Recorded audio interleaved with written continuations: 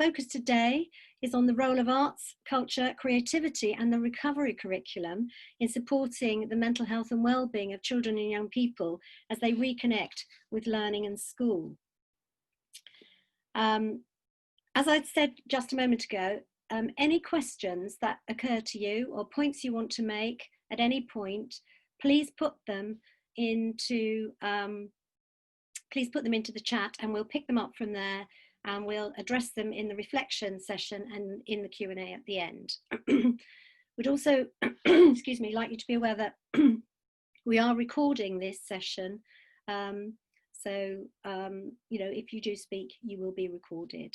And if you're not happy with that, please put something in the chat about it. Thank you. So we're going to start straight away without further ado, and I'm very, very delighted to welcome Professor Dame Alison Peacock, Chief Executive of the Chartered College of Teaching, as our keynote speaker today. And I'm going to hand over to Alison straight away. Thank you, Alison. Thank you, Lorraine. And I think I've got some slides somewhere. If we could show the slides, please, that would be brilliant. Thank you. Thank you. So I've called this session Deciding What Really Matters, because there are a tremendous amount of demands on people's time when they're in school. And I think what's happened over the last number of months has helped us all to reconnect with what's really important in our lives. And now that we're back in school, and clearly the government is very keen that schools continue no matter what into the future, it's really important that the time we spend and the things that we do make the most difference. If I could have the next slide, please. So for me, everything is about connection. When we were all in lockdown, the thing that all of us we missed, and the things that we were trying to do was we missed that sense of being connected with other people. Some of us were in lockdown in isolation, some of us were with our families, but wherever we were, there was that sense, that loss of not being involved, not being able to talk things through, not being part of a community in the same way. And we all sought to recreate this. I'm sure you were the same. Our family, who normally ever see each other at Christmas, suddenly started doing things like lockdown quizzes and the kind of irritable moments that you get after spending a couple of days with your family emerged just the same way online. But nevertheless, it was about connection. It was about making sure that you didn't feel that you were on your own, because this is a very scary time. And the children and the young people who were cut off from school, who were told, sorry, school's closed and we don't know when it's going to reopen again. Initially, I'm sure there was a feeling of, well, wow, this is a great long holiday. But then that rapidly turns into a period of wanting to connect with friends, with teachers, with people that provided the routine from day to day, which made up so much of their lives. And teachers during lockdown had variable success in managing to connect with their youngsters. Some communities had very little digital access, and so it was very hard for teachers to be able to provide lessons remotely. And so they were photocopying reams of resources and taking them out to homes, delivering food, providing counselling, doing all kinds of things. I've heard of teachers out in the roadway with phonics cards, dancing up and down to try and encourage little ones watching out of their windows to learn their sounds. I've heard of all kinds of things going on, but all of this in the spirit of wanting to be connected. And I think it's really important that we don't underestimate the importance of this. And also teachers themselves and those of us working within education, suddenly we were cut off from our communities of practice in the same way. So everything that I'm talking about, the well-being that I'm talking about, the issues of anxiety that impact our youngsters also impact all of us. And although we all try to behave as if everything's fine, it isn't fine actually. The pandemic is coming back, we've got a second wave, things are really challenging. And when things are really challenging, typically communities look to their schools. And why did they do this? Well, they do this because in many cases, there's not a faith leader that you might go to. You certainly wouldn't be able to go and talk to your doctor. Who would you talk to? quite often it's your head teacher that you go and speak to if you're worried about something, or the teacher at the classroom door. And so teachers also have all of that anxiety, not only of their own and looking after the children in their class, but also of the people that come and tell them things that they're worried about. And all of this we need to be aware of, I think. The next slide, please. So when we come into teaching, when we become artists, when we make the decision that we want to work with young people, we're doing this because we want to make a difference. We're doing this because we hope that what we offer in our situation means that we can inspire, or we can build knowledge, or we can offer futures. You know, that's the whole sort of dream weaving that exists around being a teacher. And when people started talking before we went back to school full time after the summer break, when people started talking about catch up, I kind of thought, oh, the problem is we were never at an even place before this. So when we think back to February and think back to the classes in February, the children weren't all in the same place at that point.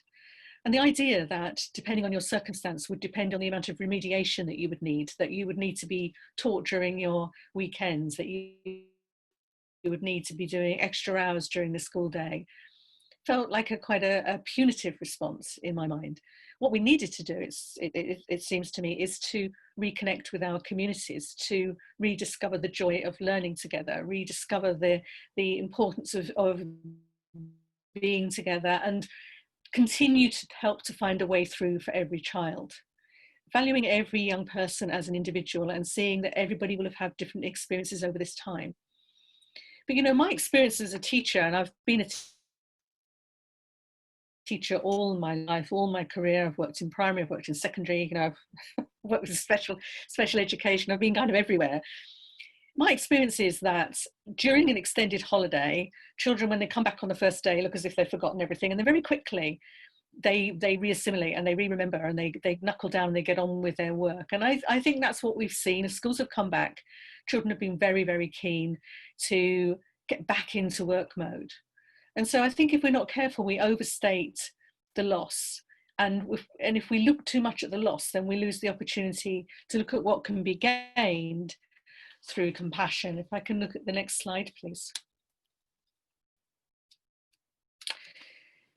So at this time, more than ever, I think we need compassionate leadership. I always think we need compassionate leadership, actually. And you know, in my role at the Chartered College of Teaching, I have meetings very regularly with the DFE, sometimes twice a week. And when they talked about what could they do to encourage families to bring their children back to school, you know, I was one of those who was saying the last thing that schools should be doing is issuing fines for non-attendance. People are frightened, people have been traumatized, people don't need to be told you're going to be penalized even further if you are reluctant to send your child back to school. And yet that is what was decided. And so I'm calling here, I suppose, for compassionate leadership, because it's the leadership of the school that decides what to do in those circumstances.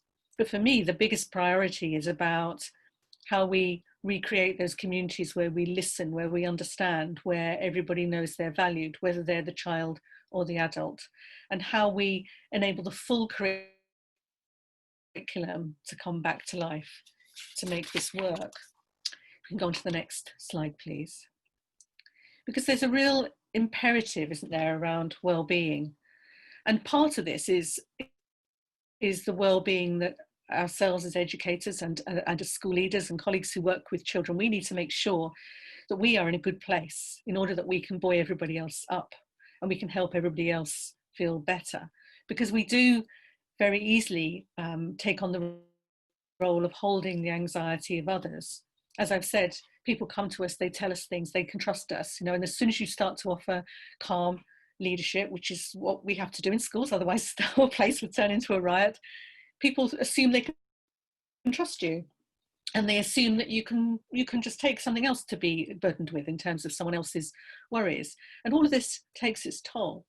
So I think it's really important that we support each other across the school, that we support colleagues, that we listen to each other, that we have opportunities to talk to each other. And, you know, this has to be done virtually, which is another area of anxiety at the moment. We don't have those staff meeting spaces that we used to have. We can't stand with someone and talk to them during the lunch hour, maybe, because, you know, we all have to be socially distanced. It's the adults that need to worry about these things. So acknowledging this and doing something about it is an important part of how we make sure we are there for our youngsters.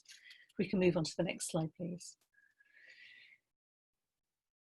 So the whole point of today is to think about, how can the arts help? How can we make sure that we support mental well-being and health through that full engagement with the curriculum, that we don't reduce everything down to standards and catch up and remediation, but that we take a full loving embrace of the full curriculum and look at what we can do to re-inspire our youngsters and to build hope for our youngsters. On the slide in front of you, you can see an image. This is an image of the Celtic roundhouse that we built in our school community when I was a head teacher. And this was a roundhouse that was big enough for 30 children and a teacher to sit inside. It was on the floor, there was sort of straw and rough matting. The seating was were logs, and there was a fire pit in the middle. When the doors were open and children were sitting around in there, the atmosphere in that place suddenly changed. It was much cooler than it was outside. It was darker. There was a different smell. The whole ethos of being in that Celtic hut was different to being outside in the fields. And that was a wonderfully evocative space to share memories or to tell stories or to listen to Celtic myths as one of the things that we did when the children were in that space. Space is really important, the spaces that we create to enable our youngsters to share, to feel safe, to think differently. And one of the areas that we used a lot was Forest School. So this roundhouse was part of a whole environmental approach that was about understanding the wellness of every individual in the school. It wasn't that it was Wednesday, so this is the day that you go and do Forest School. It was more about, how do we make sure that the environment helps us to learn? And of course, I know that not all schools are as fortunate as we were in having this space, but anything that we can do in school to bring nature to our children, you know, looking after animals. We had guinea pigs. The children loved to look after the guinea pigs, and we got the guinea pigs initially because one of our children was particularly traumatized. He was a looked after child, found it very difficult to get on with everybody else, but he did get on with the guinea pigs and looked after the guinea pigs, and he became the person that everybody went to. If they wanted to go and stroke a guinea pig, you had to go to this particular lad, who was a very big lad, who was in year 6, who quite frankly lots of people were scared of, but because he was so kind to the guinea pigs, it gave another way of him being seen. And this is so important, that we recognise that our children are so much more than what they can produce in terms of future examinations. So we need to think about the curriculum and make sure that we're taking every possible opportunity to really think about the key learning that's there, but also the learning that enables our youngsters to be able to respond in the fullest possible way. If I could have the next slide, please. So during the time of lockdown, of course, we had the events in the States with the death of George Floyd, the emerging outcry about lack of diversity. We needed to read and reflect and listen to people talking about perhaps their experience of being at school, which maybe wasn't one that was as good as it might have been. So I think there's a real imperative around not only understanding the impacts of the pandemic in terms of health and lack of connection, but also the inequities in our society and the injustices that are afforded to some areas of our society. And certainly at the Chartered College, we've tried really hard to begin to embrace this and look at what we can do to help people think differently about how they present images in the curriculum, about the kinds of activities that they promote, the kinds of people that they invite in, the kinds of books that they read, the kinds of stories they tell in history, in fact, everything that we do.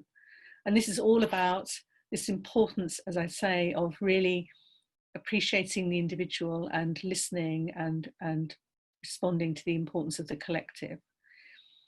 Something there also about the importance of heritage languages. And when we think about cultural capital, not just doing that because Ofsted have asked us to do it, but doing it because we recognise that the importance of every individual within our organisation, the stories that they bring, the heritage that they have that really matters to them. Because when you know that you are listened to and you are valued and you are part of a community, then suddenly you are free to learn in a way that you perhaps never have done before. And certainly my own background before I became CEO of the Chartered College was with research with the University of Cambridge around learning without limits. And this is all about how do we create a culture within our schools that expects our children to do amazing things, that expects our children to be able to surprise us with their achievements. If I could have the next slide, please. And what was interesting, one of the things that was interesting during lockdown was that actually what started to emerge was that quality teaching is quality teaching is quality teaching. So face-to-face teaching, teaching with children in the traditional way in your classroom is, if you're a good teacher, you have great results. Actually, it transpired that those teachers who were good at teaching in classrooms were also very good at teaching online. Or maybe they were the ones that were dancing up and down in the pavement outside those children's houses, because they were the teachers who value their youngsters, who listen to them, who, you know, you can see from this photograph here, I've chosen this photograph because there's such a connection between the teacher and the student. They're enjoying each other's company. They're enjoying learning. They're enjoying the process of being together in a learning situation. And that holds true regardless of how the learning is taking place. And it's so important when we're thinking about the relationships that we need to establish to make sure that every child knows they're valued.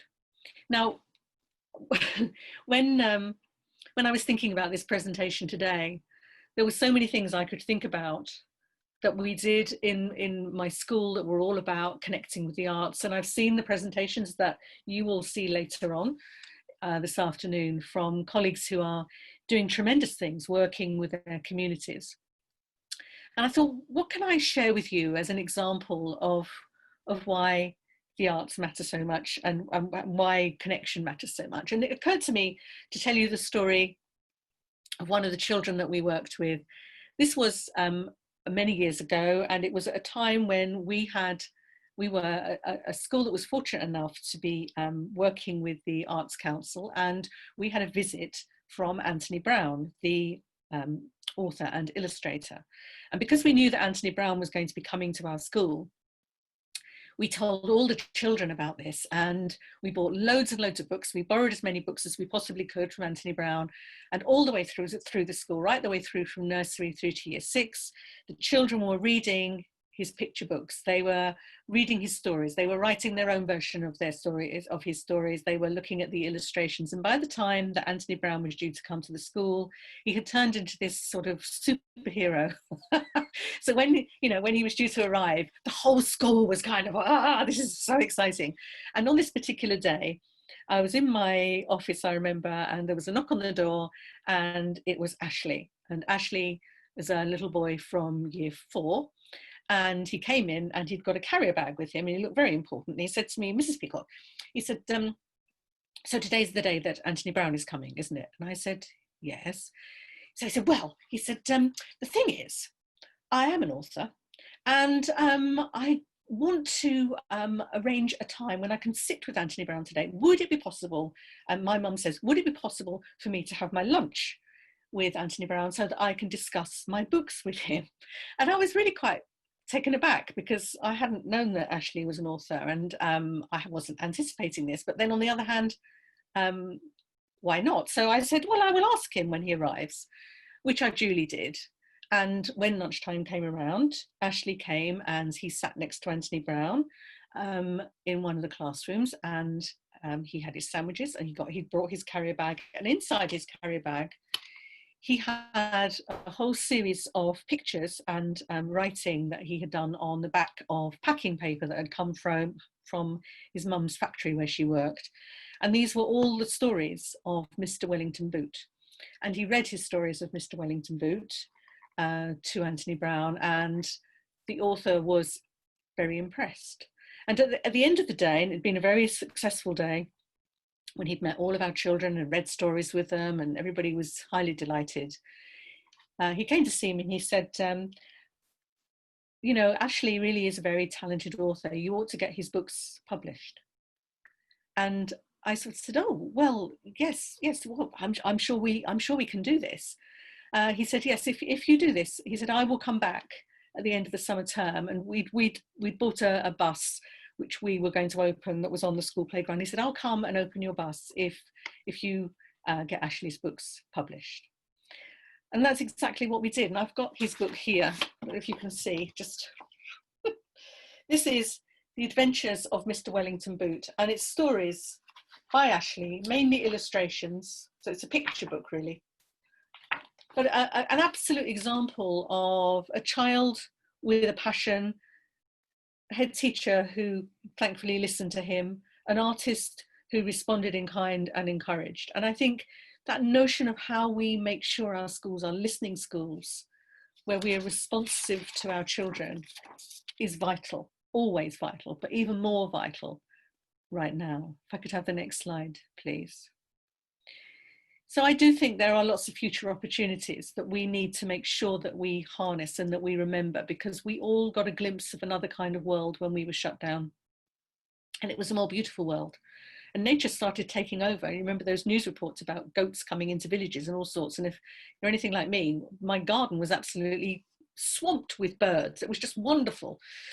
So there's something about how do we imagine the future differently, and how do we connect globally, and how do we think differently about accountability, that we make that less something that drives everything we do, and put it back in its box, as I mentioned last week in a news item.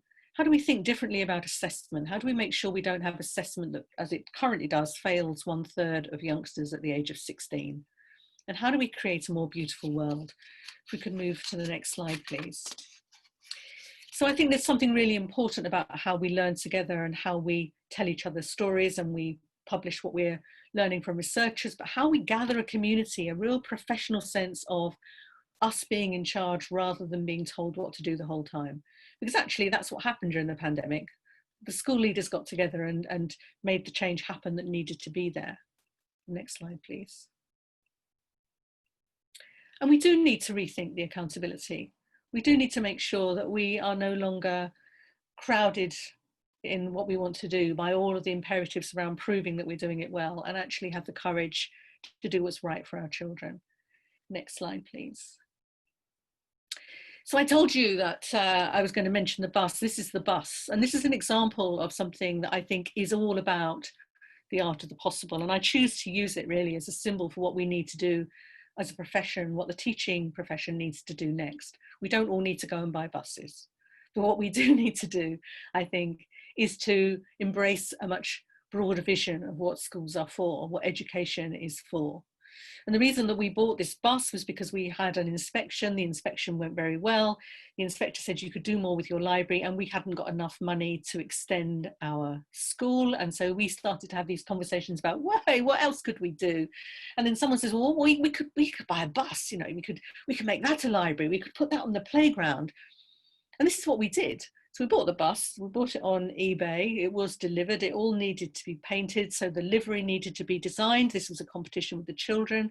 Graffiti artists that we'd worked with before were delighted to come back and work with us and to put the winning design in reality onto the bus, because until you try it, painting a bus is quite an achievement, it's quite a big thing. We decorated the inside, parents came and helped us, we put shelves in, we put a space upstairs where children could study, where teachers could do PPA, where you could build models, where you didn't have to be in the hurly-burly of the playground. Because if you look at that photograph, beyond the bus is where the main playground is. We had a radio station that played from the bus so that children could broadcast, and you know, they could tell the news and play their music, and other children could dance in the playground. School should be somewhere where you have that joy, that sense of the art of the possible. And the only way we create that is by liberating our teachers to believe that's possible too. Next slide, please. Which is why we've established the Chartered College of Teaching. And if you're not a member, I would absolutely encourage you to become a member, because this is how I think we gain our profession and we build our professional voice. Next slide, please.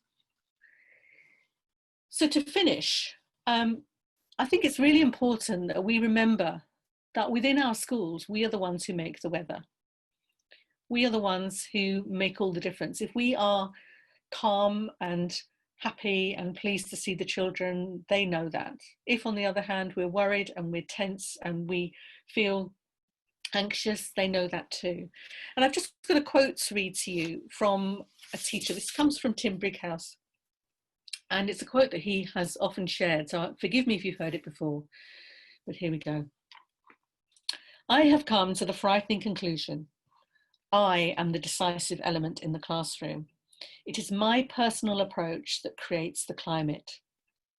It is my daily mood that makes the weather. As a teacher, I possess tremendous power to make a child's life miserable or joyous. I can be a tool of torture or an instrument of inspiration. I can humiliate or humour, hurt or heal. In all situations, it is my response that decides whether a crisis will be escalated or de-escalated, a child humanised or dehumanised. So essentially, the power of the teacher to make the difference, the power of the teacher to make the classroom somewhere where anything feels possible, where the full curriculum is embraced, where diversity is welcomed. That's what we're talking about. And because there's been so much, I don't know, there's so much to be frightened of at the moment in the education system, I've personally taken on a mission as the Chartered College leader to try to alleviate some of that, to try to make sure that we put our children first. We really give them the opportunity to heal following a situation that we're still enduring actually, and that is getting worse, and that we make sure that we take a humane approach to everything that we do. Thank you. If I could have the next slide, please.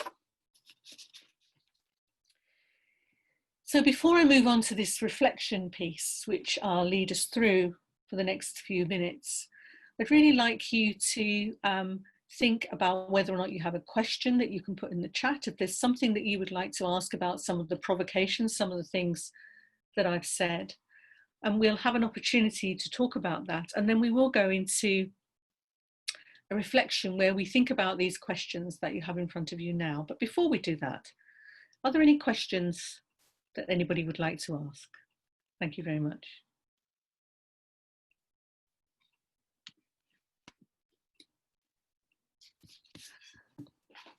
So I'm going to look in the chat and see. Well, yes, the meeting is being recorded. I don't see any other questions there at the moment. No. So what I'd like you to think about then, there are 3 areas of reflection that I think would help us as we decide what we're going to do next and what we prioritise within our settings. And if you could just find yourself a scrap of paper just to jot down some of your thoughts around this, and then we'll share them. So the first of these is, how do you make sure that children have the opportunity to surprise you? And what I mean by that is, if as teachers we are so confident of what it is that we want the outcomes to be, and if we're too worried about a particular version, a particular model, a particular image in our mind of what is to be achieved, does that mean that we lose the opportunity to be surprised by what a child can do? So if you can think of opportunities that you provide, and just note a few down. The second question, in your setting, whose voices are heard the most? So who gets listened to? Who is it that speaks up a lot and is ignored, who is it that speaks and gets heard? Who are the voices? Are they governors' voices, parents' voices, colleagues' voices, children's voices? Who are they? Or is it a range? And how could you, if I were to ask you, how could you tell me that that was happening? And then thirdly, this one's really important. What really makes your heart sing? Because if you came into teaching, and I hope you did, or started working with children because you wanted to make a difference, because you wanted to impact upon lives positively, what is it within your job that really makes your heart sing? What is it that makes you delighted to be working in the way that you are? There we are. So those are their provocations. And once you've written something down, I would just love it if we could have an opportunity to hear from some of our colleagues who are attending the conference as to any answer to any of those particular provocations that you could share with everybody else. Thank you. Well, thank you very much, Alison. Thank you. Perhaps while people are thinking about that, there is a question that's come in from Rhonda Gowland Pride, which is, what support do teachers and young people need from creative practitioners at this time? Well, brilliant question. So they need inspiration, they need role models, they need opportunities to think about what they might be able to do, because everything's different, isn't it? We're all kind of constrained in terms of visitors to schools and moving around the classroom and all sorts of things. But if there's nothing like a creative practitioner to bring the whole classroom to life. So the more that you can provide opportunities, either if you're allowed to come into school, fantastic. But if you're not allowed to come into school, ways in which you can communicate with your local community around things that schools might choose to do. And you can communicate with me as well, because one of the things we're about to do at the Chartered College is to collect a whole range of links and resources that schools can access from museums, from galleries, from theatres, from all over the place, where they can be inspired to offer pieces of work for youngsters to engage in over time that offer more meaning perhaps than filling in a worksheet. So we would love to, I'm speaking at the V&A next week, and one of the things that they are doing, I'm sure you're aware, is they have a whole part of their website that's called Innovate. But many teachers may not be aware of this. So we're very keen to connect teachers up with artists and with practitioners and give a much broader view of learning through lockdown that doesn't just have to be, as I say, about completing something at a tabletop. Thank you, Alison. That's wonderful. Thank you. Be in touch. Yeah. Thank you. Thank you. We've got a couple of comments coming in or reflections around those questions. One from, oh, hang on, we've got them flooding in now. Great. Where are we? Nikki Upton. Something that recently made my heart sing was being told by a child I had made them happy. Louise Abbott. Something that made my heart sing, children being proud of themselves. And Sue Beckett, a child who wrote a song to express their memories of their grandpa who had died. And somebody responding to whose voices are heard most, Julia Wisby, who's going to be speaking a bit later. In our sitting, we have been hearing a lot, in capital letters, of us as a leadership team. But now I've started up the student council and student voice again. So for the last couple of weeks, it's been a lot more equal. Oh, that's brilliant to hear. It is brilliant to hear, yeah. Sorry. No, go on, carry on, go on. I want to hear more. Yeah. Heart Sing from Zara. Pupils getting it after struggling. So important. Lizzie Chambers. We have continuous provision in Key Stage and early years, which gives opportunity to surprise.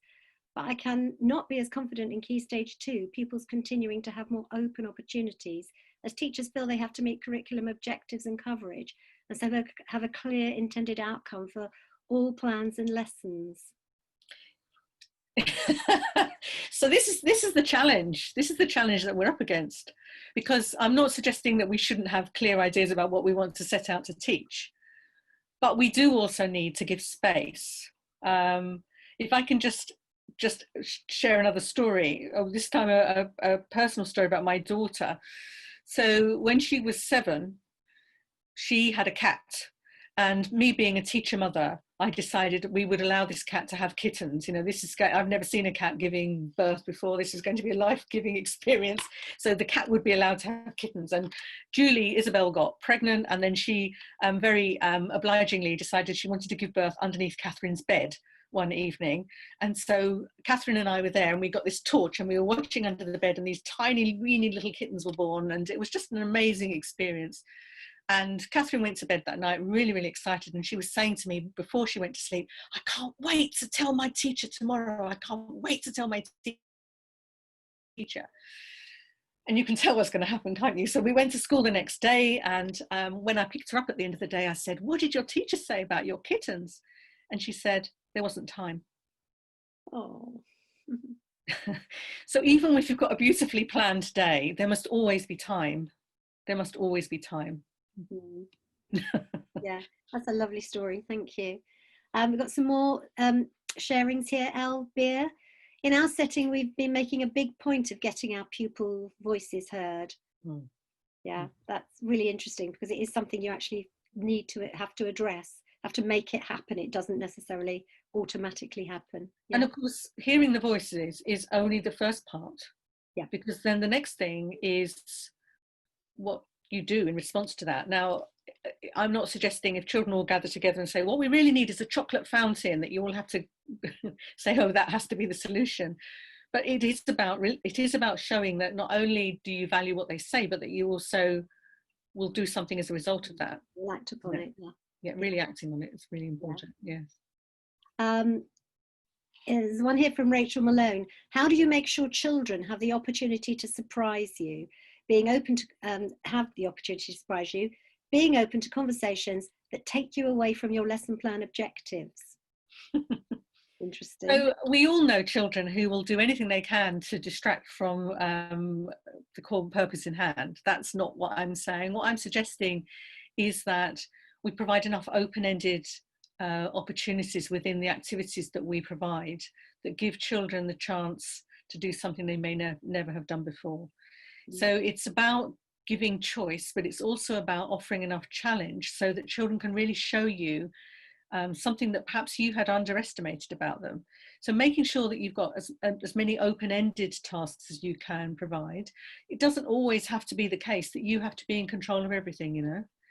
It's about how you create the environment that enables opportunity. And that's the same for us as adults as it is as children. So if you work in a staff team with a leader who expects you to come up with new ideas, you're far more likely to come up with new ideas. If on the other hand you work for a leader that constantly marks and rechecks everything that you submit and you know, effectively controls your thinking, that's how you'll behave. So it's about how we interact as human beings, really. And the capacity to surprise us it's an important one. It's a difficult one, but it's important, because if you know that you are going to be able to tell your teacher something that they would never have thought that you could do, that's a great experience, isn't it?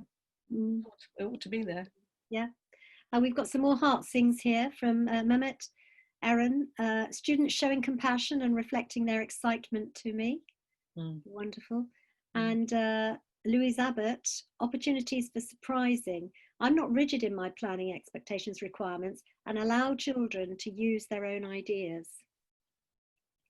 That's lovely. I think when I'm sort of reflecting on this, what makes your heart sing, I just sort of think, if I were to think about the school where I was head teacher, you know, where would I have wanted to learn? Which classroom would I have wanted to be in, and why? And when you start thinking about that, it might be for all kinds of different reasons. One of the teachers that she was somebody that made the Ofsted inspector's heart sing, was a teacher who was in year 1. And yet when I first went to Wroxham, she was working in the kitchens. And she said to me, oh, I was doing my degree with the Open University, but it's really difficult to study when you're working remotely. And an opportunity arose to study with a group of other colleagues in the school for a foundation degree at the University of Hertfordshire. And she did this, and then she went on to do her honours, and then she went on to train to teach, and subsequently, eventually, she was employed by us as a teacher. And when we had an Ofsted inspection on one particular occasion, the lead inspector came up to me and said, "Who's that teacher in year one?" Because that's the kind of classroom, there's a kind of magic in that classroom. And it was Sarah's classroom, and it was because she just loved being a teacher, and the children loved being in her classroom, and that whole kind of sense of anything's possible here because we trust our teacher and she trusts us. I think we need to give our teachers enough confidence to be those kinds of teachers. That's where the magic takes place. And engaging with the arts is all about that sense of the unknown, a sense of what might happen next. And that's the magic of it, isn't it? That's producing something really amazing. Thank you. There's a couple more comments, one from James Whittle around the opportunities to surprise. Give space for experimenting, reflecting, failing, celebrating, all needing trust between participant, student and leader, teacher to encourage belief in personal creativity among multiple creativities in the classroom. So true. Yeah. And a similar one above, just can't see the name there. Oh, H. Rowan. Suppose surprise is a kind of creativity, something that can maybe be encouraged via techniques and discussion. Creativity takes a great deal of confidence to express in the classroom or towards a teacher. Yeah, and I think one of the things that I realised as I was engaging in that research when I was at Roxham was that creativity takes so many forms. And because my sister is very artistic, my younger sister, when I was growing up, Jenny was always the creative one and Alison was the sensible one. So I'd kind of got this image that creativity was about being able to draw beautifully or be able to build or sculpt or do something. But actually there's something really powerful about creative thinking and divergent thinking and being able to problem solve. And if you're a teacher and a school leader who can constantly be thinking, what might we do in this situation?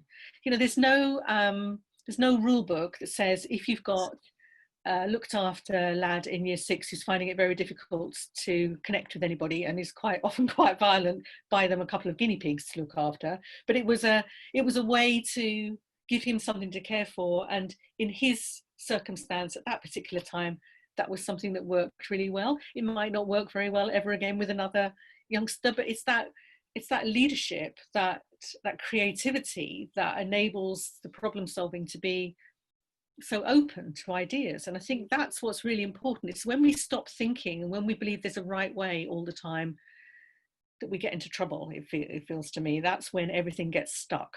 We have to be open to ideas. Yeah, thank you. There's one further point here from H. Rowan.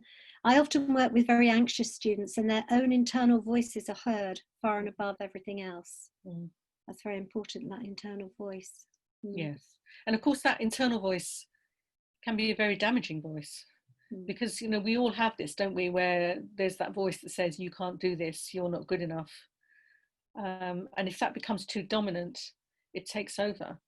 And so having someone, presumably as our colleague is able to do, who's there to listen, to give them other ways of expressing themselves that go beyond that inner voice, that's really very important. Okay, well, thank you so much, Alison, for a really thought-provoking keynote. And I think, for me, the way in which you've contextualised so many of the points you've raised and you've shared your experiences, it's really, really helpful. And also the wonderful comments that people have shared and thoughts that people have shared around the reflective questions. We're going to come back to those in the Q&A at the end. If you do have any further thoughts, or if you do have any further questions as we go into the other presentations, anything for Alison or for any of the others, we're going to pick those up in the Q&A, so keep them coming in the chat and we'll be coming back to that just at the end. And some very lovely messages for you, Alison. So do take a look at them in the chat. But yeah, it was really inspirational. Thank you so much. And luckily for us, Alison is staying with us throughout the event. So you'll have an opportunity to speak to her a bit later.